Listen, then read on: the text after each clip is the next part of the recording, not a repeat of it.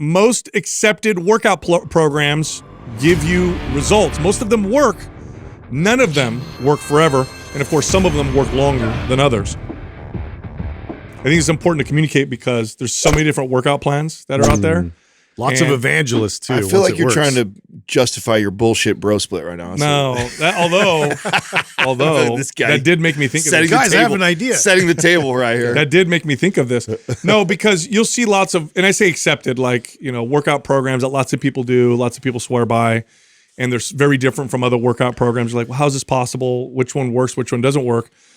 They all can definitely work, but none of them work forever. I think that's the most important thing to consider is that if you do the same thing for too long, regardless of how good the programming is, it won't work. And then on the flip side, if something is novel, so long as it's appropriate, meaning it's not like overtraining you and beating you up, past your capacity, if it's novel, it'll probably get your body to respond. And those are the two most important things to consider. I think you could add to that and say almost everything works, but there definitely is a hierarchy of which workouts are more superior than others. Of course, like some workouts, just like exercises. There's certain like doing. What are all the downstream effects? Doing any exercise safely is probably good and healthy for you, but that doesn't mean that there's not other exercises that are better than that exercise. Yeah, right? and that's why I said accepted because there's workouts out there that are just terrible, just across the board. Yeah. But when I say accepted, I mean the ones that tend to be done by lots of people. So you have like your bro split, like you just mentioned, right? Powerlifting workouts. You have strongman type workouts. You have traditional full body style type workouts. Like they all exist. They've all been done by thousands and thousands of people. Yeah. And lots of people swear by them. But it's important, especially if you're somebody who plans on doing this for a long time, understand that if you change your routine and it's novel, so long as it's appropriate, you're going to get some results. But also understand that no matter what you do, how great it is, no matter how awesome your workout is, at some point it's going to stop working.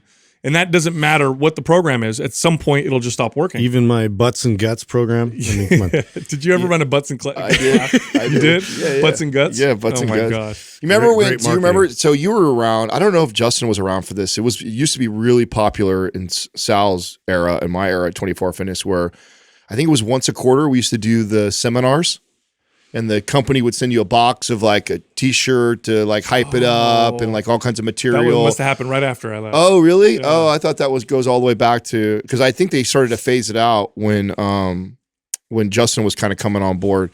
But I mean, they would always have some like gimmicky name like that, and that was like the theme of it to get everybody to come in for free for the seminar. And I had to put together some sort of an hour talk around butts and guts and give demos, but then your goal was to, of course, book some assessments. Yeah, right. Get as many people to the free seminar, then hopefully book as many people as you could on assessments with your trainers, and then turn it into something very successful. Yeah. I mean, no. The reason why I'm bringing this up is, there was a study, there was a meta-analysis done on volume by Brad. I hope I'm saying his last name. Schofield. Yeah. Smart guy. Really, I mean, one of the top researchers when it comes to strength training. And in his meta-analysis, the conclusion was that regardless of whether or not you work a body part once a week or 3 days a week, the results will be very similar so long as the volume is equated, so long as the volume is the same. Now, that's true, but the reason why we tend to advocate for full body style workouts for most people is because behaviors and lifestyles typically means or usually results in the fact that you'll miss a workout. If you're doing a one body part a day, you miss that and that's it. You're done for the week versus full body. You get to hit that body part again. People tend to not hit the body part with sufficient intensity. Plus, it's hard to equate volume completely because let's say you work your chest twice a week and you do 10 sets each workout versus doing it for 20 sets in one workout. Even if the exercises are the same, if all 20 sets are done in that same workout, you're not going to be nearly as strong at the end of the workout. So you can take the load off the volume equation. Now it's less volume, right? So, but that being said, like you mentioned, I'm doing this bro split this week just because it's so different. I haven't done like a classic one body part a day workout in probably 15 years. And it was Sunday and I'm like, you know what? I haven't done that. And like, let's do it. It's going to be different. Let's see what happens. And it's definitely different. The pump is definitely intense. It gives me some nostalgia for how I used to work out when I was a kid. I could see how this will probably work for me for a few weeks, but then I'll have to switch back. But it did remind me, it's like it's important to communicate this to people that things typically work, but nothing works forever. And then, of course, some things work longer. Have you ever done that? Bro split? Like that, like a single body part? Like chest, back, shoulders. I mean, I probably did when I was in the 24-hour fitness setting a few times. Yeah, and you worked out with me or something? Yeah, and I worked out. I think you're the one that probably like put me through that bullshit. He's like, what are we doing today? I'm like, chest. Yeah. What else? To the point where like I'd walk chest. out and I couldn't even like hug anybody, or I was like, what is this? Yeah, because that used to be a big thing, was just like you wanted to destroy that body part. And I knew that was like part of the whole bodybuilder kind of culture at one point. Was just like, if you're not like unable to walk the next day from leg day, then you're not doing it right. Well, honestly, it once a week. Well, like my understanding even as a young trainer, I didn't fully grasp the recovery process, the adaptation process. Like I didn't understand the science like I do today. I really thought that the more damage I induced and the more rest I could give, the more muscle I would build. I really and calories, right? It was like eat enough calories, you train as hard as you can to do as much damage to the muscle as possible, and then allow it to rest as much as you can without going too long. Like, because I remember reading studies that said like atrophy doesn't really set in until 3 to 4 days post recovery. Meaning, if I'm sore for 3 to 4 days, it's not till another 3 or 4 days after that does atrophy even begin to happen. Therefore, as long as I hit a muscle group once every 8 days, I'm good to go, especially if I get it hard. And so that was kind of like the training philosophy, was crush it and then eat and rest as much as possible, and that would build the most muscle. Yeah, I think it can work if you're advanced enough to be able to hit the body part with sufficient control and intensity. And consistency. You can't miss a workout. You miss one workout, there's your back workout for the week. Now you're screwed, right? Yeah. You can never miss a workout. You also have to be able to pick the right exercises, because what a lot of people do when they do this one body part a day type of thing is they'll do like 2 good exercises, and the rest are these fluff movements that don't have a ton of value.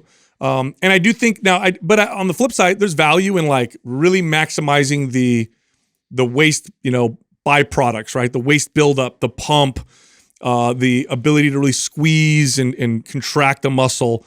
I think there's some value in that as well. So definitely some value, but for the average person, it just usually isn't as effective because it's just too much. They don't do the best exercises. Like we said, you tend to miss workouts. So for most people, full body just across the board. But there is those people at the end, those 10%, where this can be valuable, but especially if it's novel.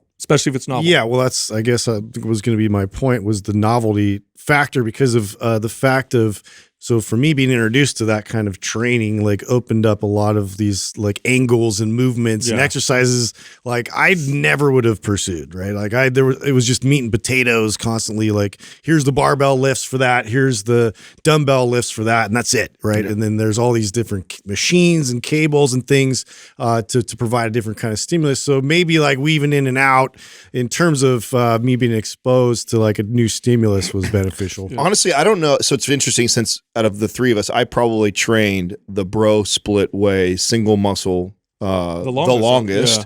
And the irony of that is I can't imagine me doing that right now or anytime soon, because I can't even remember the last time that I actually consistently trained 5 to 6 days a week in a month straight or more. Like, I haven't had that kind of consistency in my lifting in a really long time. It would be inappropriate. It would totally be inappropriate. Yeah. It would be a terrible idea. Like, it would, like, to do that now, so for me, I would first have to prove consistency for at least a couple months of 5 to 6 day a week type of training consistently before I go, okay, now let me split it up. Core value you want to put at the top of your hierarchy is like, how can I am I going to be able to keep performing this and adhere to this for the amount of time like possible for me to actually reap benefit from it? I actually think that we talk about like how the consistency of, or I mean, how our bodies as we've gotten older is stayed, I stay fitter longer, right? It sticks around. Yeah. For less work.